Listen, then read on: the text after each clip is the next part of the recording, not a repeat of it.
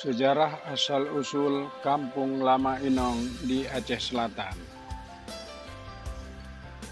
Pada zaman dahulu kala, Tengku Karim dari desa Ujung Rimba Pidi bersama dua orang temannya berangkat merantau ke Aceh Barat. Pada mulanya, mereka menetap di daerah Nagan, Jeram, dan memulai membuka senebuk lada, tempat bercocok tanaman lada, kemekuk, lada berekor. Ketiga anak muda itu memiliki bakat pergaulan yang baik.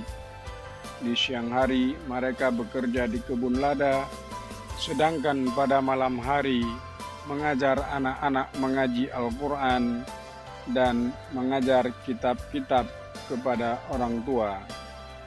Pengaruhnya semakin besar di kalangan rakyat daerah Senangan. Melihat gelagat yang kurang menguntungkan dirinya, Raja Jeram mulai gelisah. Dicarilah cara-cara agar ketiga anak muda itu mau pindah ke tempat lain.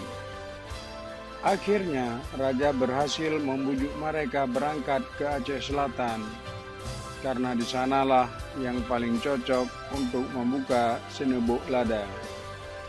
Setelah diberi perbekalan oleh Raja, berangkatlah Tengku Karim bersama dua kawannya ke Aceh Selatan, yang waktu itu masih disebut Aceh Barat Lepah. Ketika berada di Aceh Selatan, mereka menumpang di rumah seorang perempuan di suatu desa yang belum punya nama. Dengan diantar perempuan tua itu sebagai penunjuk jalan, berangkatlah mereka menjumpai Raja Tengku Sarullah ke daerah Kuala Bate.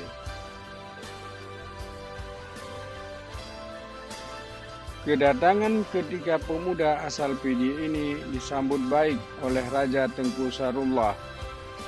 Kemudian ketiganya menjadi tokoh-tokoh penggerak kemajuan rakyat di kerajaan Kuala Bate.